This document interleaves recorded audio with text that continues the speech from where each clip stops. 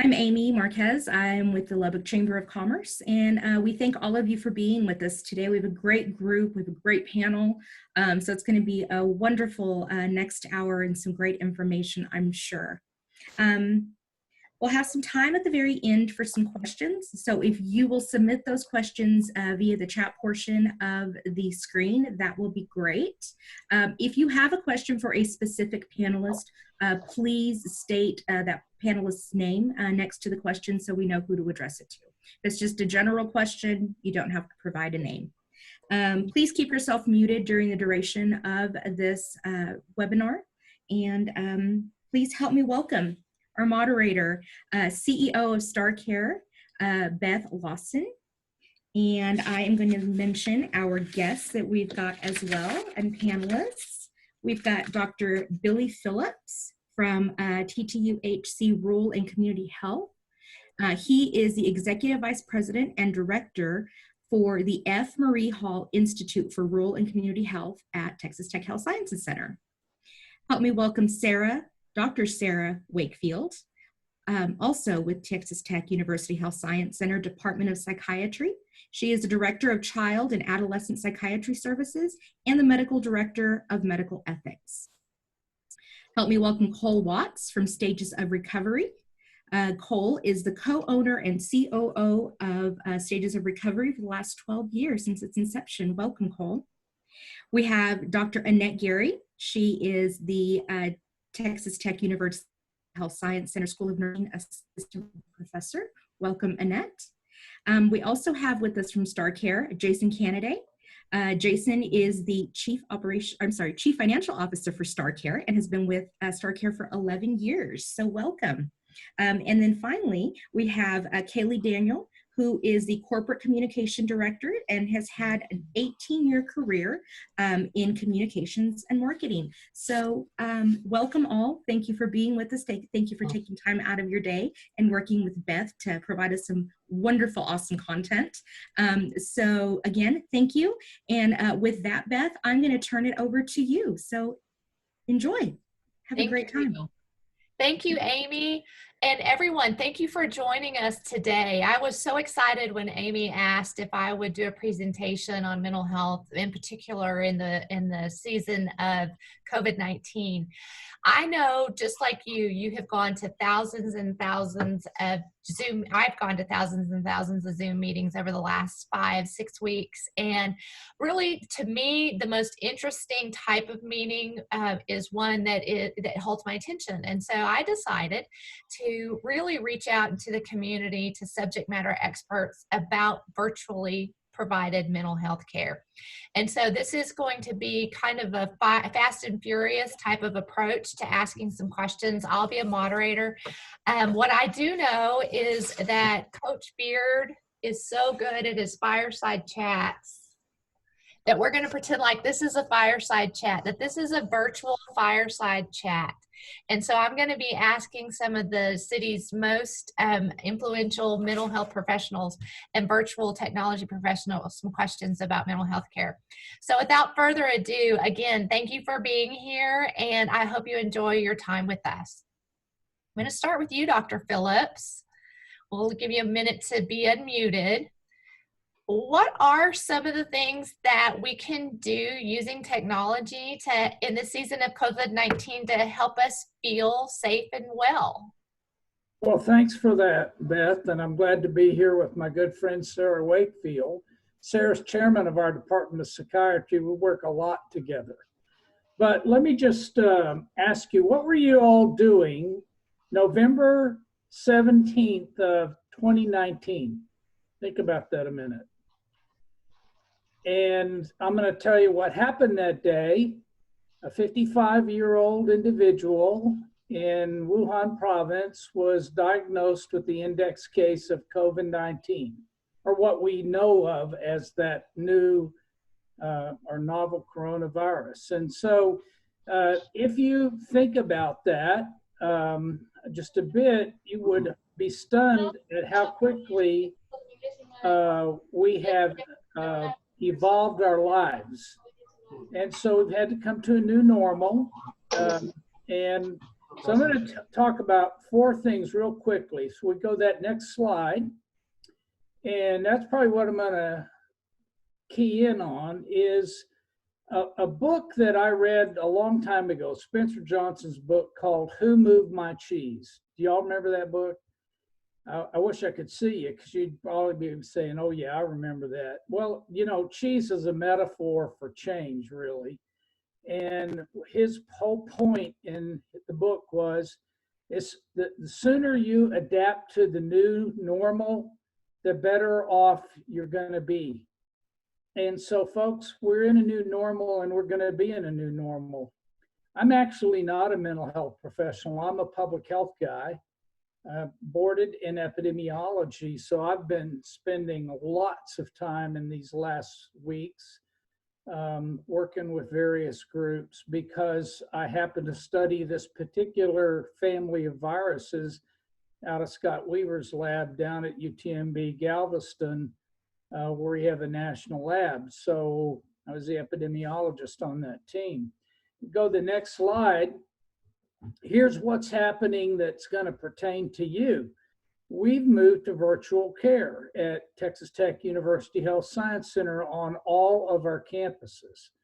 These are images that sort of portray it for you. We used to do just straight up high diagnostic telemedicine. That's that lower left-hand picture there. That's a very traditional telemedicine cart, sits in one of our labs at Texas Tech. It has everything you have in a clinic, and we can do everything with it that you can do in the clinic except shake the patient's hand at the end. But if you look at the middle slide in the top, you'll see in the other 2 companion slides on that top row, other ways this happens. And so I'm going to tell you that there are lots of platforms in use in Lubbock, Texas, where doctors connect to patients to do virtual care. If you look on the back of your insurance card, most of you will have a phone number where you can connect to a virtual care person. May not be someone in Lubbock, but someone licensed in Texas. And Sarah and I work on a project called Cater, where telehealth is used in order to provide mental health services to kids in schools. And one of the innovations we also are doing, that's picture in a nursing home here in Lubbock of one of our robots. That home is locked down. We're able to use the robot to obtain all kinds of samples and direct orders for care, the extension or non-extension of life, and so forth and so on. Because we couldn't put people into that circumstance. So next slide. If you think about it, that's our world. And now one other thing I just comment on. One thing we can do to help ourselves, we're always on as long as these devices are connected. All of us are. And so learning how to work anew may mean that you have to put boundaries around the use of this. That's what we used to do when we'd go into work and come away from work. Those would be the boundaries. But as long as that thing's on, you can work virtually 16, 17 hours a day, and some people do. Well, that's one thing. You can watch all sort of social media. So take breaks from that social media. It's not all positive. And think about the brain disconnect. The biggest one is this. I work in virtual meetings all the time. You know what I miss the most? It's all the cues people give when you're in 3D space, and we're not in that right this minute. And so if you're not expressive like me, you miss a lot of cues of what people are doing. So, and that causes a strain in your brain. And then you think about everyone else, and they all seem to be coping okay. I mean, I'm looking at all you folks here, and you're coping fine, but we don't really know that. And so we miss people. I miss my peeps. I miss hugging Beth. When I see Beth, she always hugs me. You know what I'm talking about. So we're going to have to learn new ways to connect even as we go back to something near normal. And I know we're going to open the place up starting tomorrow. That scares the daylights out of me as a public health professional. I don't really think we're ready for that. So use your mask, wash your hands, use your hand sanitizer, and take care of yourself. It maybe look like walking, running, not overeating, you know, all those things your mom probably taught you to do. Last slide there. If I could, just simply to say 112 million Americans, according to the Institute for the Improvement of American Health, is a great group of people. There are a lot of people who are lonely and isolated. They were before this, and they certainly are now. And they have done a study, and they've looked longitudinally at people in those isolated situations. It turns out they estimate that shortens a person's life by 15 years. That's about equivalent to smoking 15 cigarettes a day. That's the impact of loneliness. And in COVID-19, under social distancing, that's a problem for us. And we've got to learn how to address that problem together. We've got a good team in Lubbock. Thank you, Beth, for your leadership, Sarah, for yours, and for the other panelists and what you do. Last slide I'm going to look at is this one with you, because I love these two guys. I thought their work was great. You can read the slides. We have to be innovative. And you know what? We have been innovative in this time. I have never seen so many cool ways that people can deliver to me food, groceries, things I bought over the internet, or when I go out, they can hand through these most intricate devices that keep me protected from them and vice versa. Things that I need, like prescriptions and so forth and so on. Real innovation occurs in times like these, and we have to be innovative in the mental health community. And small businesses are where innovation occurs. So I'm really kind of hopeful for our future. I can tell you after this is over in the institute I run, we will travel less. We'll do more virtual meetings. But we will get back to something nearer to the old normal. But you know, that's all a myth anyway. It never was really that normal. And it's never going to be again. So we have to innovate. And thanks for letting me drone on for a few minutes with PowerPoint slides. Y'all, that's probably the worst thing I could have done for your mental health. No, that's all right, Dr. Phillips. That is great. I don't know if those audience members know this or not, but I wanted to really point out that Dr. Phillips was actually recruited to come to Texas Tech from the coast because of his expertise in virtual care. And so thank you, Dr. Phillips, so much for being here and being one of our guests. And as a personal aside, thank you for being such a great man and such a good friend. Now, Dr. Wakefield, to one of my newest best friends, I'm so excited that you're here today. Would you tell us a little bit about how COVID-19, from your experience, has changed the world of mental health care, specifically as we've moved into the virtual environment?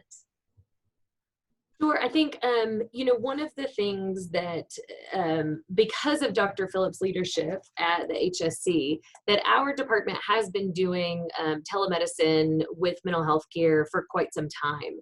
And we have been doing that to rural clinics, and we've been doing that with schools, with the support of the Rural and Community Health Institute. And so that's a really exciting thing.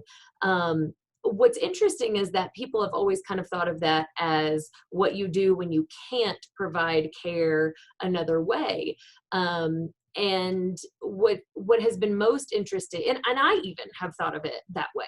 I've thought of it, well, this is kind of when you can't do the kind of care that you want to do.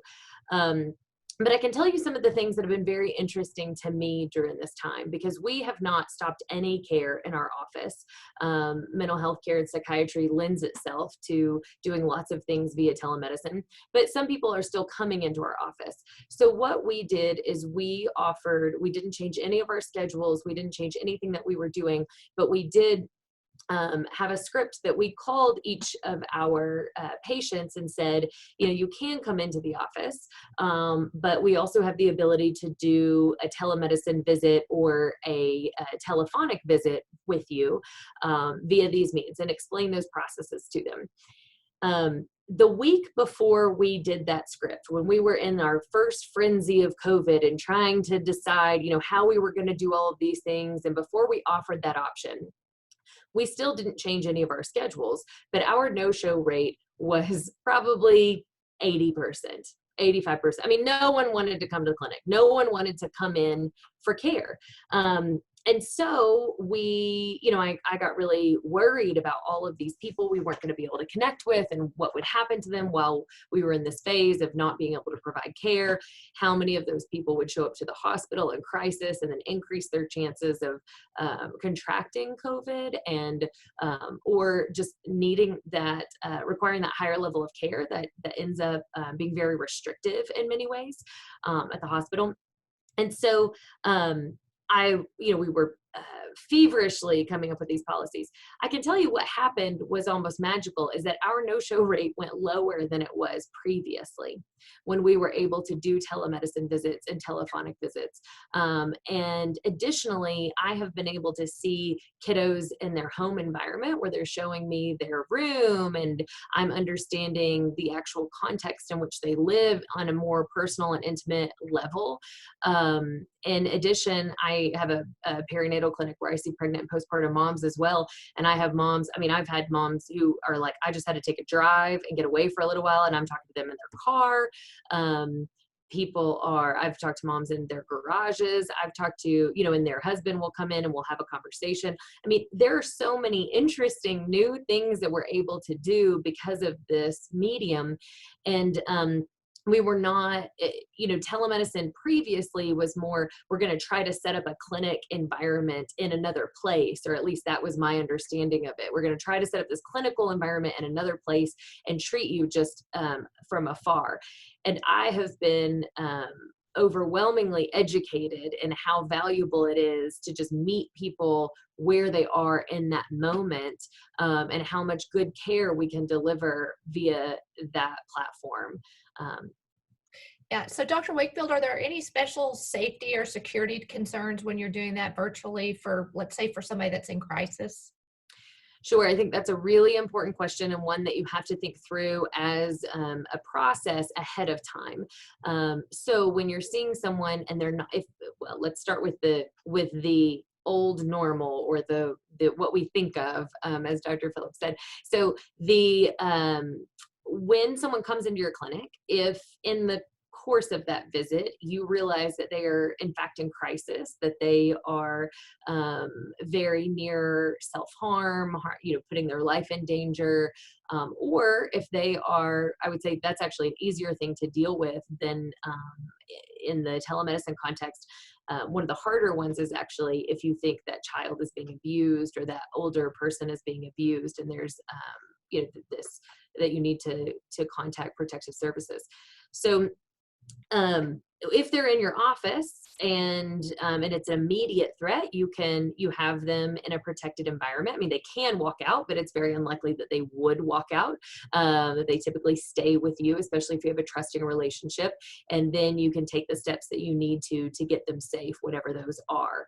And the policies of your office will support that, right? You have someone assigned to stay with them, or to put them in a certain waiting area.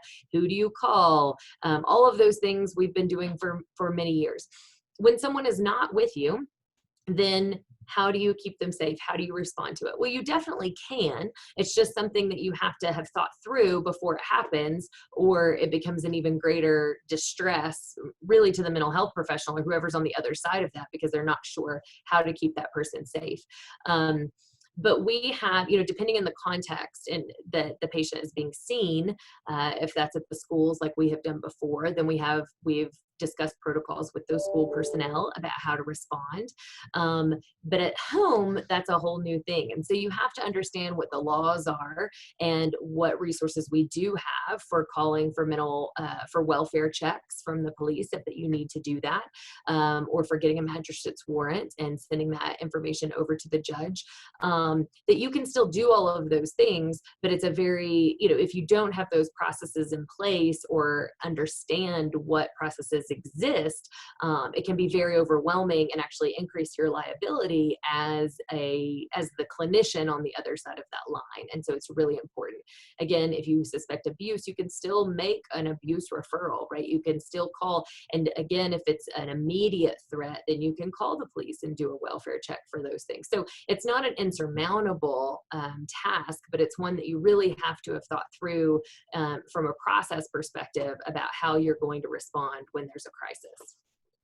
Very good. Thank you, Dr. Wakefield. That's really, really good information. We're lucky to have you at the Health Science Center. We appreciate you being a fairly new member of the community in terms of the leadership team for mental health care. So thank you. So next, I'm going to ask a couple of questions to Cole Watts.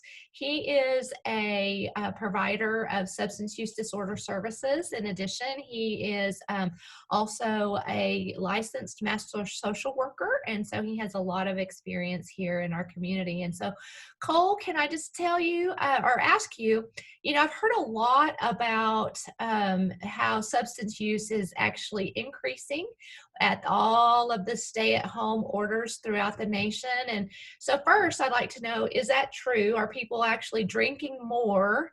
If you go on Facebook or TikTok or whatever, you would think that people, they drink all day long and all the way up to the evening.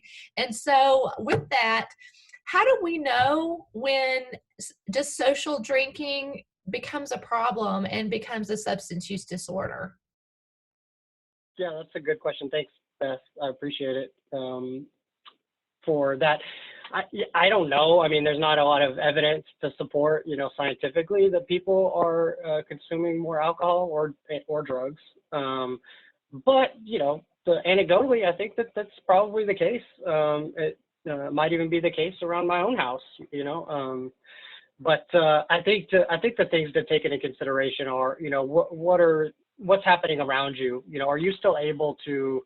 I know that a lot of our lives have been upended through this process, and so it may be hard to quantify how much of my normal daily activities are being interrupted by my substance use, my alcohol use, because I don't have any of those anymore.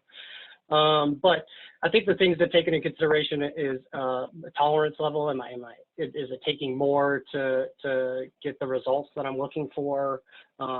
What are some of the other things that are going? I think this is a really drinking and doing other drugs are a really easy way to self-medicate. And so if I find myself having a lot more anxiety or depression, which is something that's common amongst our clients and my friends socially, and even in my household, myself included, what am I doing? Am I trying to scratch that itch through substance use? And so really, is it, how manageable is it? Do I find myself, is it more difficult for me to take breaks and things like that, and not so much from a regimented approach. Like, I think that if I just drink every other day, then I don't have a problem. Not so much from like here's these guidelines that I've set forth for myself, but just how much thought am I putting? If I'm putting a lot of thought into drinking every other day to make it look like I don't actually have a problem, then maybe we should delve a little deeper into that, and not everybody has to have a full blown, like you don't need to be a junkie living under a bridge in order to talk to somebody about your substance use. At the end of the day, I've had plenty of clients that have come in here and we talk for a few weeks and that's it. And they go on about their life and they may not have a full blown substance use disorder in the way that we traditionally think of it. So it sounds like that substance use disorder or just substance use counseling would lend itself to the virtual environment. Yeah, very much so. It's actually something that we've been working on. We started working on this probably about summer of 2019, starting an online outpatient program for people that have substance use disorder, because we know that we are in a very unique region in a lot of ways. And there's a lot of, I mean, we have people that we have had, we don't currently, but we have had people in the past that drive from Littlefield or Post or something to participate in outpatient services here. And that's just time prohibitive to come in here every day, daily in the evenings. And so trying to set up an environment for them where they can do that from home. We actually have a location in Waco, and we have, so we've been, and it's much smaller. We just opened it about a year and a half ago. And so we've actually been doing some trial runs with some, people that are totally virtual, and they're participating in that program over there. So I think it really does, so far, it seems to indicate that. Yeah, because really whenever you think about it, I think a lot of times when we think of addiction or we think of substance use disorder, we think of the junkie under the bridge, right?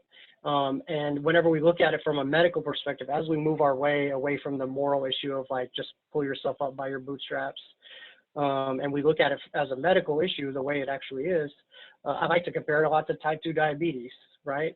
If I have eaten enough or mismanaged the way that my relationship with food and sugar and other things, right, to the point where I now have type 2 diabetes, the doctor is going to want to see you in the least restrictive way possible. They're, come in for a visit every 6 months or a year, and let's check on this. And if you're able to manage your blood sugar and your insulin levels, all those things, then you don't ever have to go to rehab, to a residential treatment, to the hospital, right? It's only whenever it progresses to that point. And so if we can catch people from a virtual standpoint before it ever gets to an inpatient setting, and just talk to them about where they're at right now, then I think it does have some potential for some pretty dramatic effects. Yeah, thank you. You bring up a good point earlier on. In our field, we call it comorbidity. We talk about having more than one diagnosis or more than one issue. I really appreciate your likening substance use disorder to diabetes, because indeed it is a physical disorder. A lot of times mental health issues are not really seen as a brain disease. We do know that they are brain diseases. And so can you talk a little bit about how substance use and substance use disorder pairs with other mental health issues such as diabetes or anxiety or OCD, et cetera? Yeah, so I would say that probably somewhere in the neighborhood of 90% of our clients have some type of a co-occurring disorder or comorbidity. Most of them are anything from, minor depression, minor generalized anxiety disorder, but we've had schizoaffective disorder, schizophrenia, and then not to mention the slew of medical issues that somebody could have, either prior to their substance use or as a result of their substance use. So a lot of, heart problems, liver problems, things that you would expect with that. So it is really common. It's kind of, it's just par for the course around here. So part of that is getting medical professional. I mean, we have a nurse practitioner on staff, getting medical professionals involved in the process so that way they can help to treat those issues, those co-occurring issues. The thing with substance use disorder and mental health and how they interchange with each other is, kind of the classic which came first, the chicken or the egg situation, right?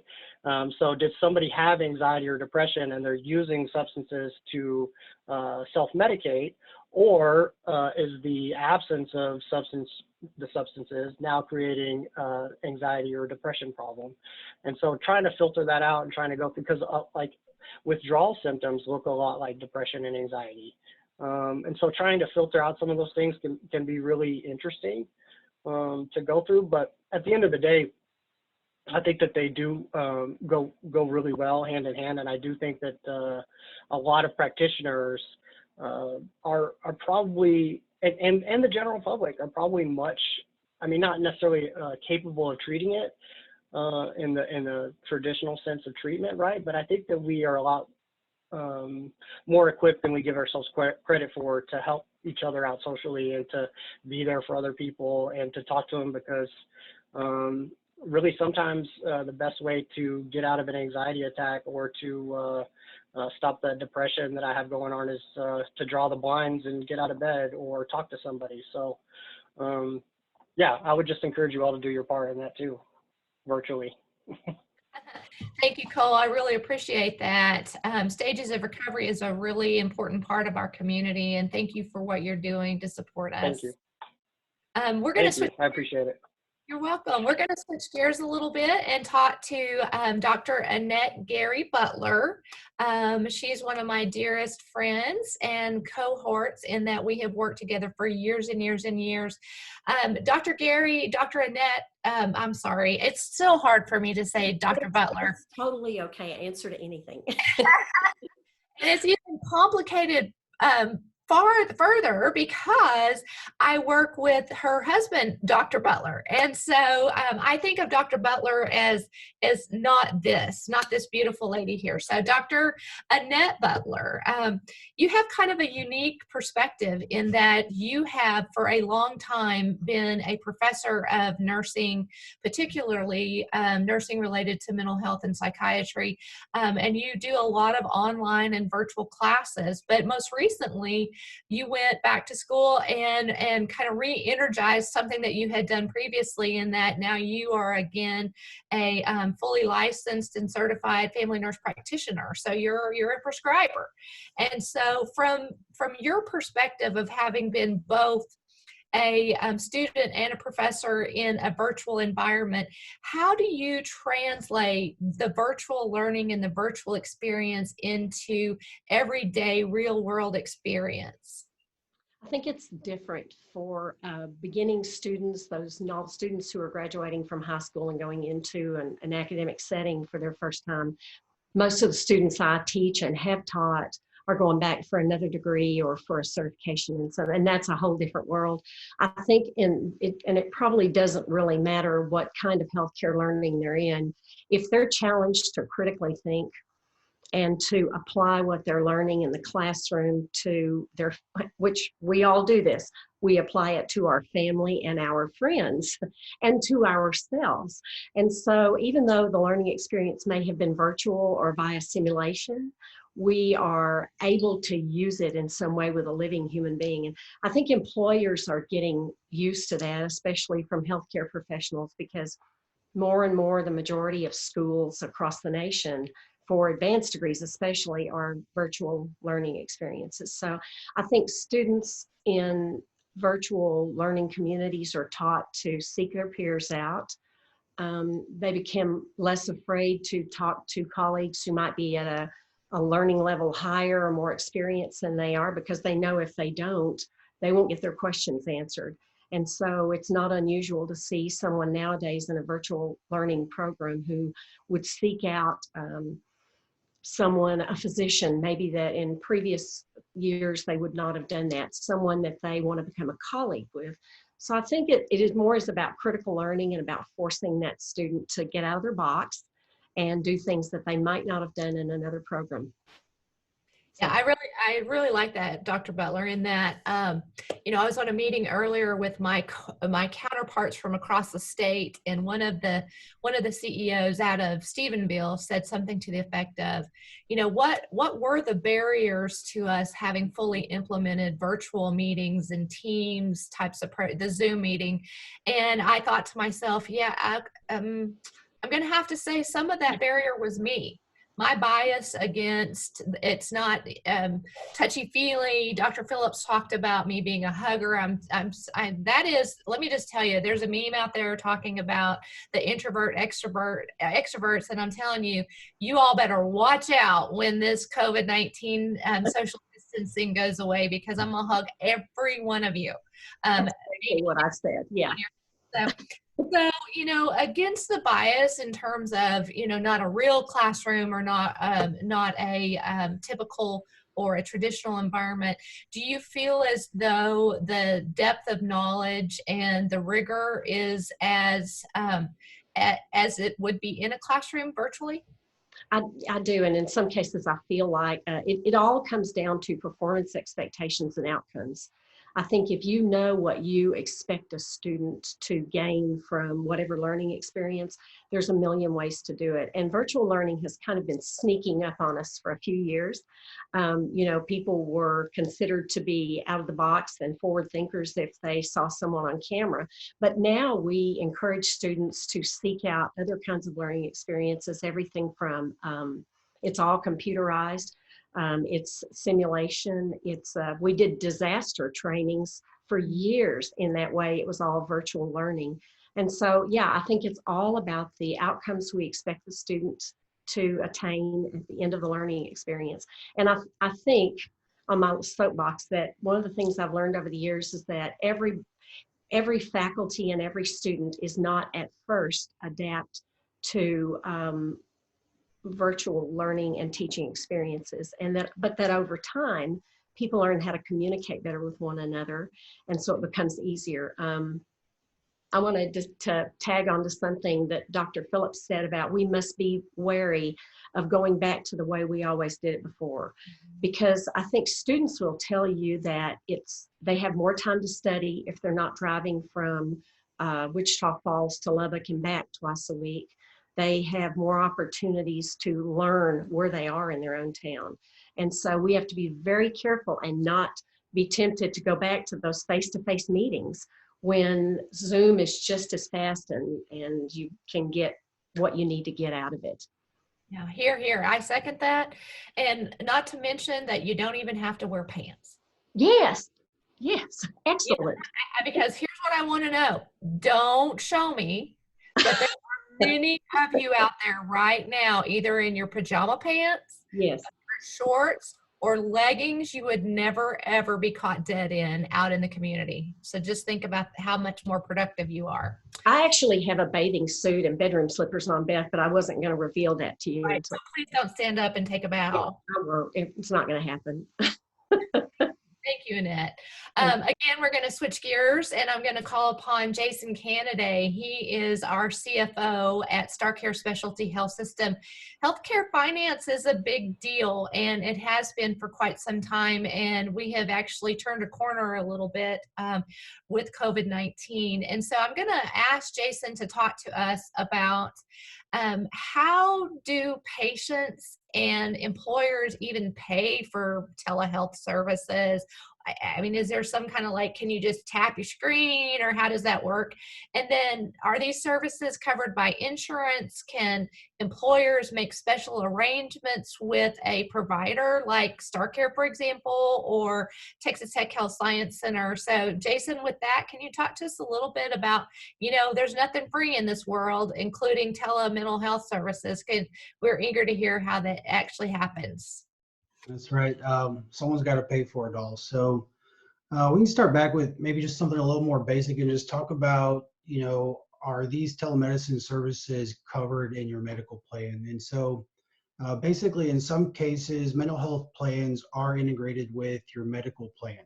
In other cases, they are not, or they may even be standalone plans. And the same thing is really true for telemedicine and for telemental health services.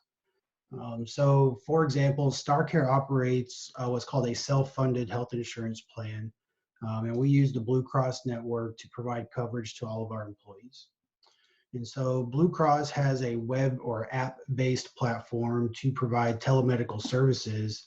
And in our case at StarrCare, mental health services are offered, and they're also covered through that platform. But that is, Blue Cross that's their own platform. There are several other platforms out there that are available, other companies that they are able to provide the same or very similar services. And these plans can either be standalone, separate, or they can be core to your health plan. All that's based kind of on your employer and how they have that set up. So in addition to all that, or in addition to providing these services to employees, some employers may even choose to extend those benefits to non-covered dependents, meaning that even if you have an insurance plan and you're covered through your employer, you may have dependents that are not on your medical plan, but they could potentially be covered by a telemedicine plan, and that might include mental health services. So, on that note, I should make note that that's really not standard practice at the moment, but it is possible, and it seems to be an increasing benefit offered by a lot of employees because the cost is relatively small when compared to the benefit it provides to both the employer, the employee, and their families. So because of this, a lot of telehealth companies are popping up right now. They're very aggressive in the mental health arena, even before COVID. And so obviously that's a big benefit to the telemedicine providers because there's revenue there for them. It generates a lot of revenue, but it is a legitimate benefit to the employers and to the employees. And so I should also clarify, I guess, just real quick, that because StarrCare is self-funded, we operate a self-funded insurance plan. We have a little more flexibility in the design of our plan for our employees and what we offer to them in terms of benefits. And so, one of the things you would have to consider is if your employer has a self-funded plan, one thing you need to know is they have to specifically opt into these new telemedicine services that are being offered be in response to COVID, and specifically the behavioral health services that are being offered now via telemedicine. If they have to opt into those services in order for you as an employee to have access to them. So really, in short, some plans are offering telemedicine services already, some do not. Some are standalone and some are not. But options are available out there for employers and employees. Yeah. But all that kind of leads to, who's paying for all this? Or how are these services suddenly possible for us as employees or employers?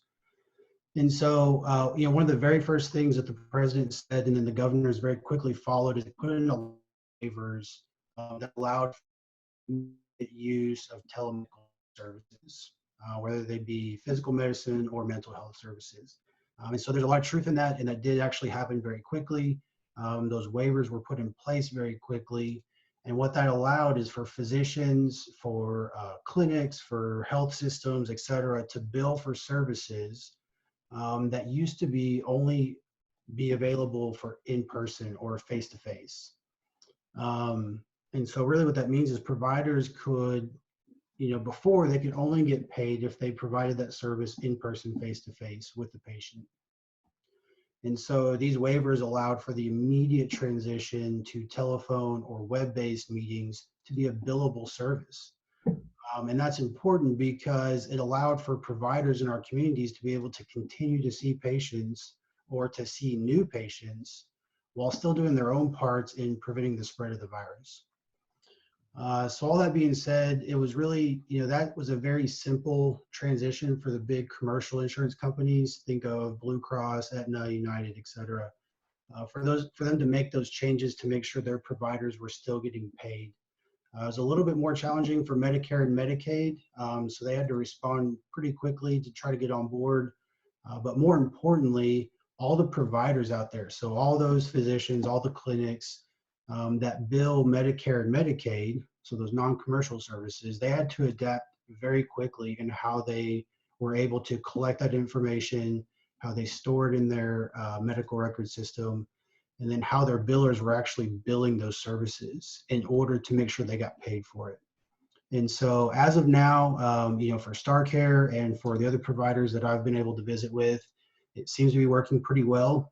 We've been able to adapt. We are billing under the new guidelines, and we are subsequently getting paid for those services. And so as of right now, it's actually working out very well.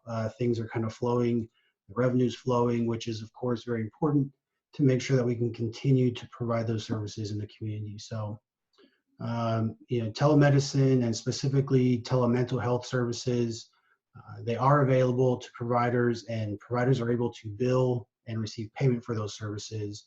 So whether you're covered by commercial insurance, Medicare or Medicaid, you should, as an employee or as an employer, have access to care. Thank you, Jason. That is really, really important information, and something that I would tell employers: the opportunity cost of not providing mental health care to your employees is a big deal. I recently did a breakout session during our diversity summit in which I talked about the behind the cloak of invisibility. And in our workplace, we encounter mental health issues, whether you know it or not, whether it's a person who has absenteeism, or whether it's a person who has tardiness or attendance problems, inner workforce issues, bickering with other employees. Providing virtual mental health care is an ability that can happen at a fraction of the cost of going into an office-based setting. And then what you gain from that is often a much more productive and present employee. And so again, jumping to the next subject, I'm excited to introduce to you our communications director at StarrCares Specialty Health System, Ms. Kaylee Daniel. She is responsible for a brand new program. StarrCare is the local mental health and substance use authority in our area. And as such, we're often called upon in disasters like the COVID-19 to provide new and innovative services. And so I'm excited to tell you that StarrCare is in the midst of providing a service from, it's actually funded by FEMA, the Federal Emergency Management entity, and it's around crisis counseling. And with COVID-19, it's very different in terms of that disaster as opposed to a hurricane or a tornado. But Kaylee can talk to us about what the disaster program includes. It's graduation season, it's wedding season. Pretty soon people are going to really be dealing with a lot of real grief issues around the things that are being lost. And so this program that the FEMA has actually implemented will help address some of those issues. So Kaylee, can you talk to us about the crisis counseling program? Absolutely, and thank you. I'm excited to be joining all of you here on the webinar today, and thank you to Amy and Eddie in the Chamber for hosting and coordinating this for us. What's unique about StarrCares COVID-19 Mental Health and Information Hotline is that when anyone calls the number, you can rest assured that the individual picking up the phone on the other end of the line is a local mental health professional. That lends itself to be very unique because we know West Texas and we know West Texans, and we know genuine care and concern and help when we hear it.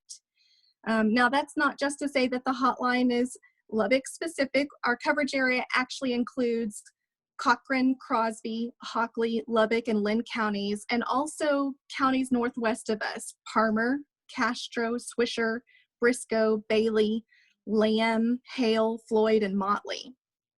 So you might be wondering, okay, who in those areas, who should call? Truly, anyone that is feeling anxious or stressed about COVID-19 and its effects on themselves, its effects on their families and friends, its effects on the community in general. I believe it was Dr. Phillips earlier who said it's just a matter of talking to someone, and then Cole reiterated that. Our mental health professionals are there on that hotline to provide a listening ear. It's set up to not only provide information local to those specific areas, COVID-related information, things like where it's local, the closest testing site, what should I be tested, those kinds of COVID questions, but also resources to help cope with stress people might be feeling because of COVID. Just in general, everybody's COVID response. We know quite a few people have lost their jobs, quite a few people have lost loved ones, and we have put together a resource list of local resources for job-seeking information, for food and clothing, for grief counseling. And then also those qualified mental health professionals, the people who are on the other end of that line, they can help individuals just, again, with a listening ear, just supportive listening, but also if they feel that perhaps an individual might benefit from entering StarrCare services, or if it's a more escalated situation, they can get them connected immediately to our crisis line. As an example, a couple calls that have come through to date, we had one individual call that just had pretty serious concern about their exposure to contracting COVID because they are an essential worker, and just the fears that they face day in and day out. Another individual called because they were suffering from anxiety because of COVID, and they were losing quite a bit of sleep. And so our qualified mental health professionals provide that supportive listening ear, and then they can help with stress coping techniques such as deep breathing exercises, progressive muscle relaxation, and just offering some general tips, such as turning off the news and watching something that has more entertainment value, or listening to uplifting or calming music. So as you can see on the screen, the hotline is available 9 to 6 Monday through Friday. And the other option that's available is to text. Individuals can text StarrCare to 67634 and receive COVID information via text messaging. You can find these numbers on our website there, starrcarelubbock.org. We're also sharing about our hotline on our social media channels. We can be found on Facebook, Twitter, and Instagram. Our handle is StarrCare Lubbock. Whichever way people reach out to us, we just want everyone to know we're eager to help, we're eager to provide hope, and we're proud to be a part of Texans Recovering Together. Thank you, Kaylee. And I'll have to give a quick shout out also to one of our audience members, Brandy Ivy. She works directly with Kaylee in helping administer the crisis counseling program. And so to each of you, thank you very much for that input. And Amy, I think it's time for audience questions. Deal. Well, I haven't seen any come across. So if you do have a question for one of our panelists today or for Beth, you can type that in the chat box. If you don't have any questions, we'll kind of wrap this up. And if something pops up, we'll kind of circle back to it if that's okay. Yeah, sure, Amy, that's great. While we're waiting to see if anybody in the audience has any questions, we'll do a quick rapid fire round robin. We've got 8 minutes left. We have, 7 presenters. So final thoughts, Dr. Phillips, I'm gonna go back to you. You've got 1 minute. Well, I think we're in a transitional phase where we will see in our community over the next years quite a bit of change, and we'll move to virtual environments for lots of things like this that can be done well this way. Virtual telemental health care will grow. Last year, Kaiser Permanente delivered 3/4 of its mental health care through that medium. It's only going to increase. So we need to stay prepared for that. And I think our colleagues in the tech world will support us with ever new additions to smartphones that allow us to also pair in things that measure physiologic measurements that are important to us. So even medical care will change. Very good. Thank you, Dr. Phillips. Dr. Wakefield, what say you? Last thoughts. My last thoughts are just that it's exciting to be part of a community that we're all working together and working toward our common goals, and looking at our community needs together, and that is important. And where virtual meetings and communication can facilitate that, we must do that. But there will be circumstances where it still is good to have in-person meetings and in-person education, and those will continue to be important. And so, there are dangers when not used, not thinking through some of those processes and not thinking about some of the context in which you're in, about isolation or not having the appropriate responses to things. I was doing a webinar this morning with Region 17 teachers and counselors, and it was we got to the question and answer section, and nobody knew when to ask a question or what to do, and so it was silent, and then they all asked at one time, and then everyone was silent. And so those things, and coming up with those processes that work, but then realizing that sometimes it is nice to see those cues, as Dr. Phillips was talking about, especially as you're creating groups and creating relationships, but these kinds of meetings can really cut down on so much of our travel and facilitate, extend the benefits of those in-person things and decrease the hassles that are associated with them with the travel. So just that it's not a one or the other, that this can be a blended thing and really provide a lot of great strategies for us moving forward, but that we're always all in this together. And so we have to learn from each other as we go along. Very good. Thank you. Thank you. Cole, what about you? What are your final thoughts?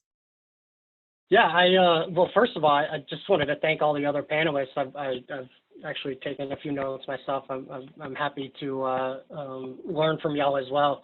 A couple things. I do think that this COVID-19 pandemic here has given us the opportunity to kind of shift our focus onto virtual healthcare and mental health care.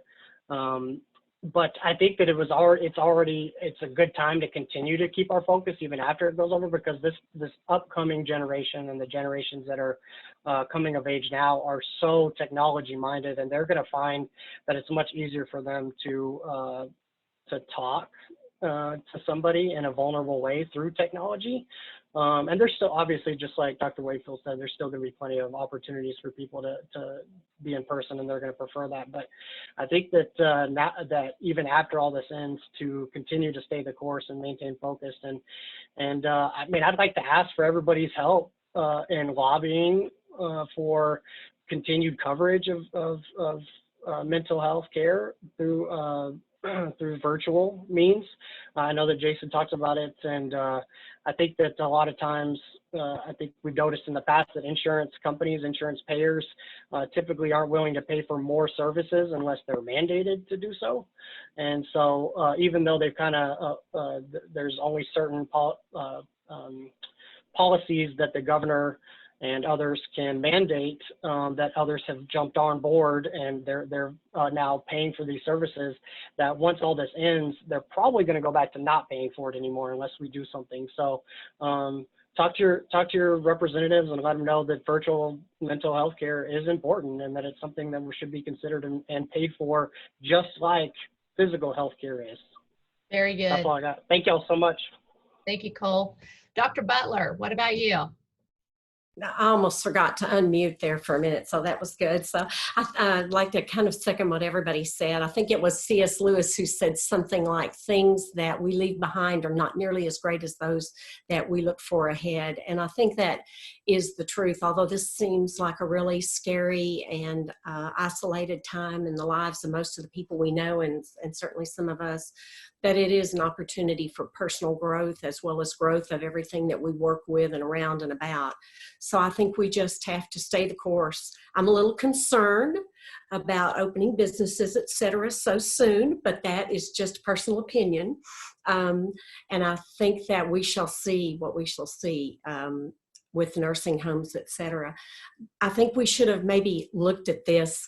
Yes, Dr. Phillips, I see that too. I was thinking about what Cole said, because over the years, how many online counseling sites have come on the internet?